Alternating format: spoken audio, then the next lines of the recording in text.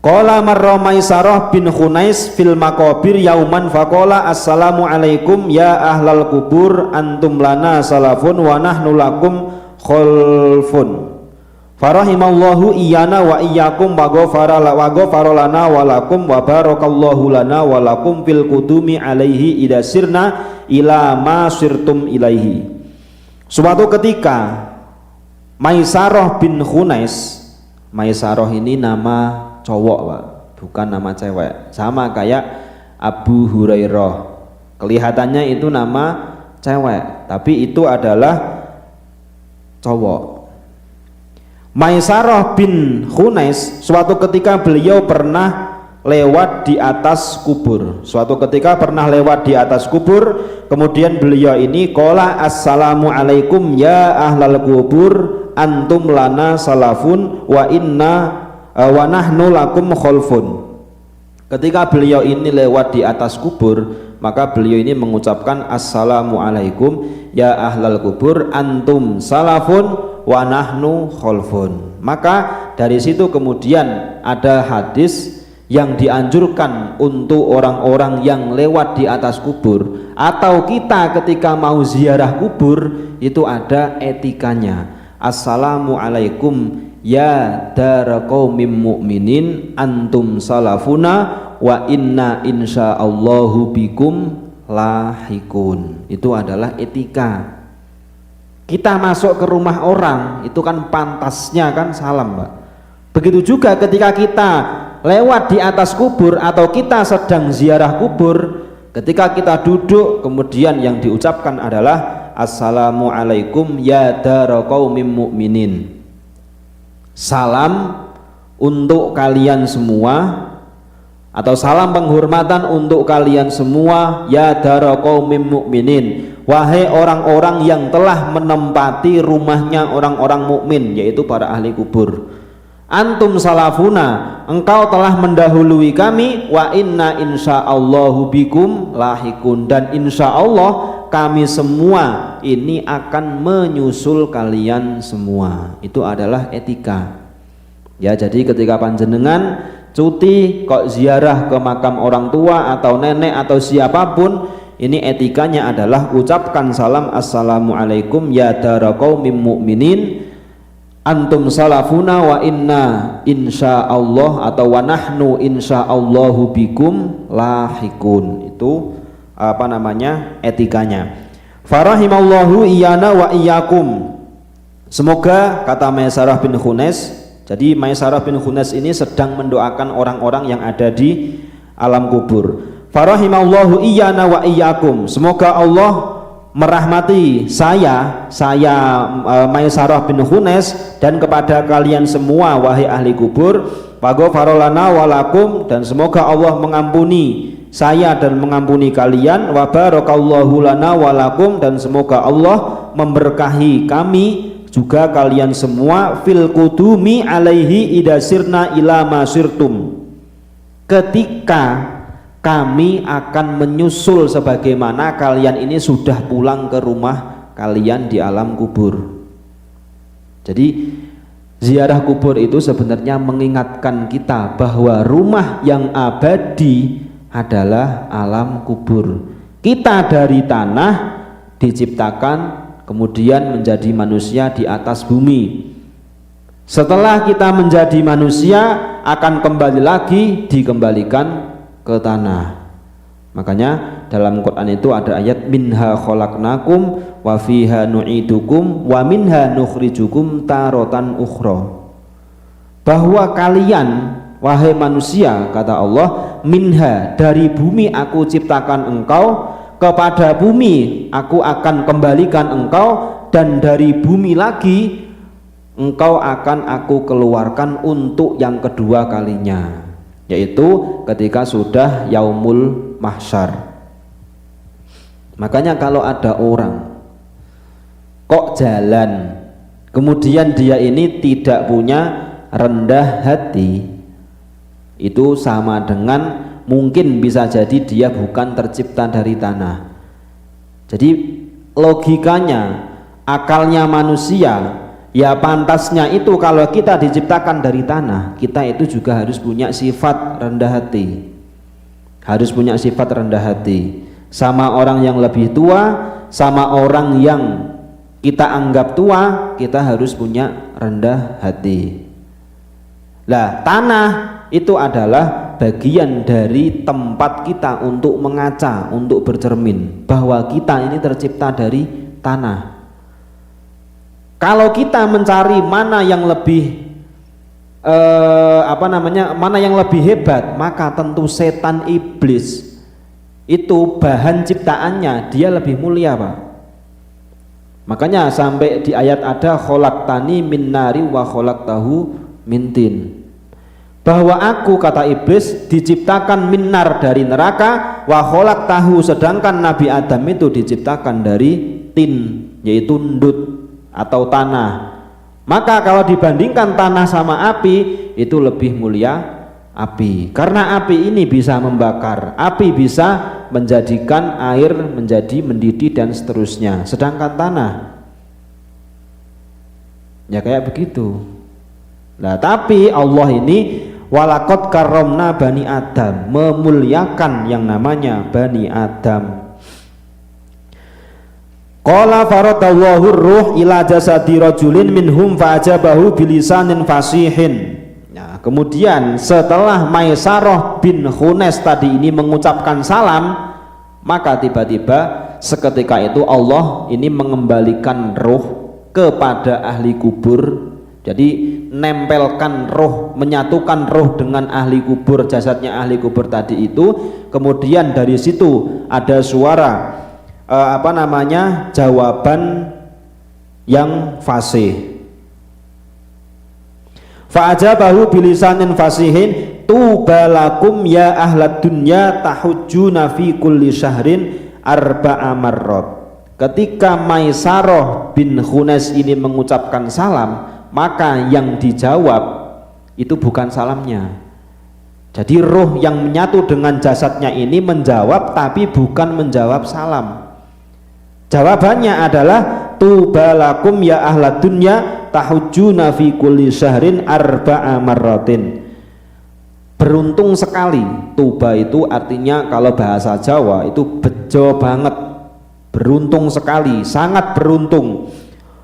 Sangat beruntung kalian semua wahai penduduk dunia yang setiap 1 bulan itu melaksanakan haji 4 kali. Nah, maksudnya apa? Faqala Maisarah ila aina nahujju fi kulli syahri arba'a marratin.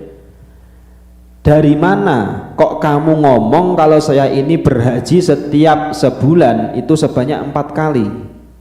Maka kemudian dijawab qala al-jum'ah, yaitu sholat Jumat. Tsumma qala, kemudian ditanya kembali sama Maisarah, amma ta'lamuna annaha hujjatun mabruratun makbulatun.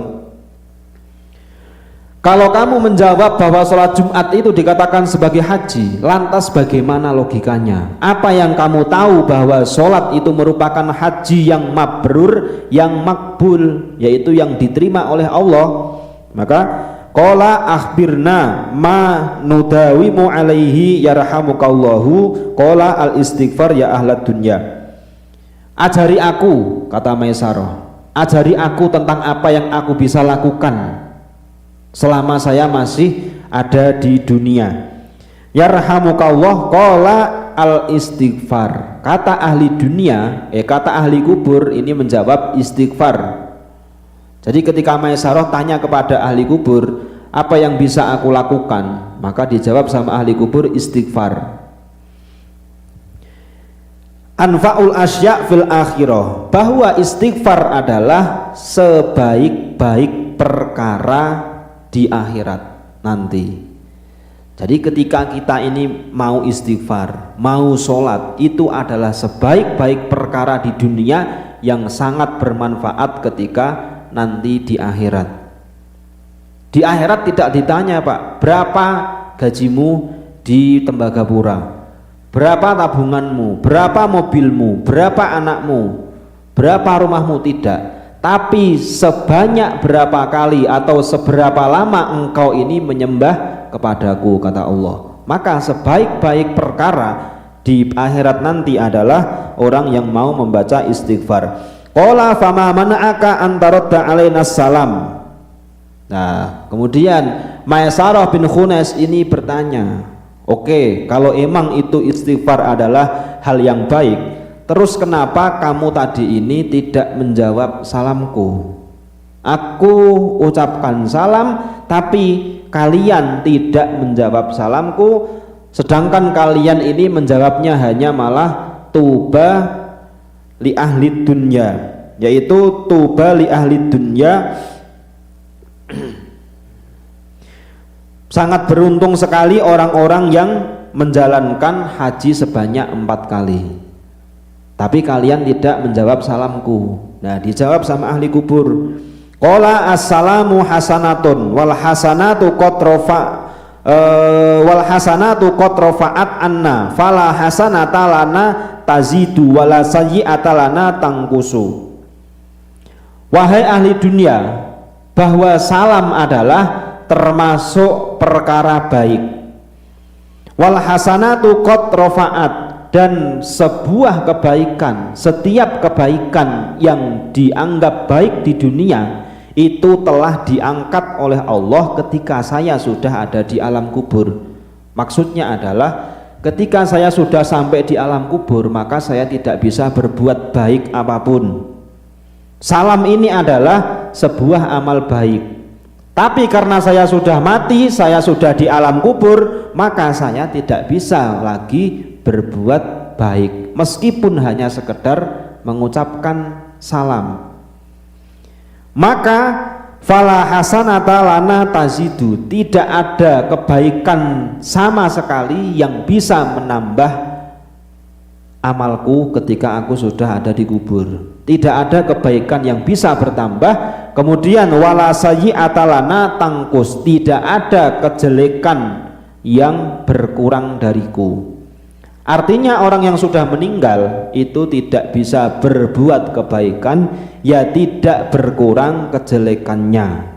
Tapi Nabi mengajarkan bahwa orang yang sudah meninggal itu bisa bertambah kebaikannya. Tidak bisa berbuat baik, tapi bisa bertambah kebaikannya. Seperti apa? Seperti ketika kita ini beramal semasa hidup, kemudian amalan kita ini bisa bermanfaat untuk banyak orang dan itu dilestarikan, kemudian kita sudah meninggal, maka selama amalan itu masih lestari di dunia, orang yang mengajarkan tadi ini mendapatkan limpahan pahalanya, bertambah kebaikannya.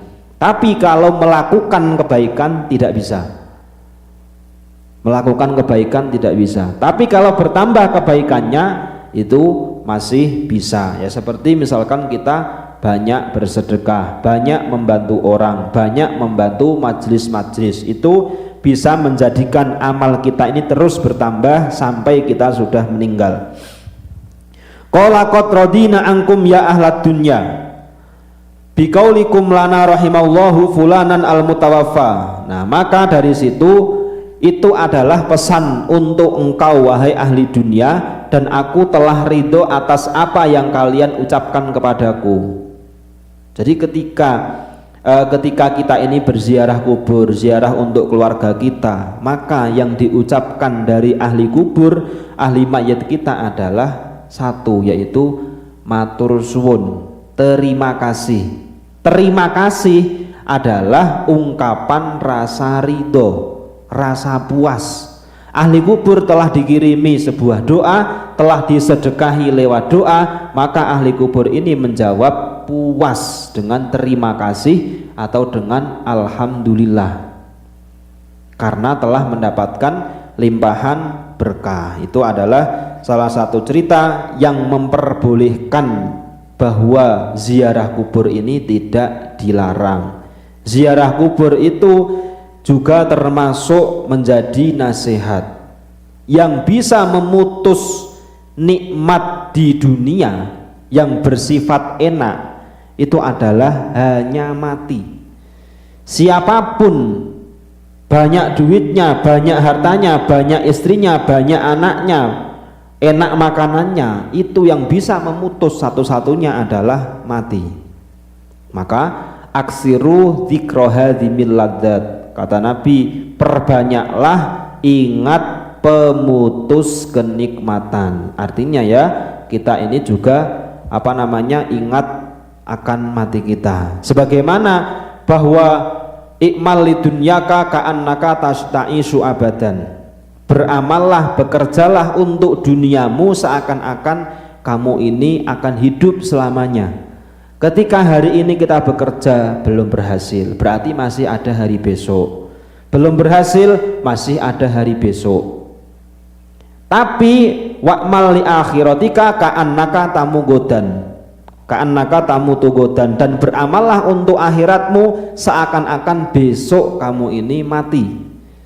Kalau kita tahu besok kita ini mati, apa yang kita persiapkan? Maka itulah yang dianjurkan oleh baginda Nabi agar mempersiapkan amal-amal untuk menghadap kepada Allah Subhanahu wa ta'ala. Itulah hadis tentang pentingnya kita ini memuliakan dan mencari keutamaan barokahnya pada hari Jumat, bahwa hari Jumat itu selain para malaikat memberikan pahalanya untuk kita, hari Jumat sesungguhnya adalah harinya Allah yang diberikan kepada umatnya Muhammad Sallallahu Alaihi Wasallam. Kita lanjutkan di pertemuan yang akan datang. Mari kita akhiri dengan khotimul majlis. Subhanakallahumma wa bihamdika asyhadu an la ilaha illa anta astaghfiruka wa atubu ilaik. Wassalamualaikum warahmatullahi wabarakatuh.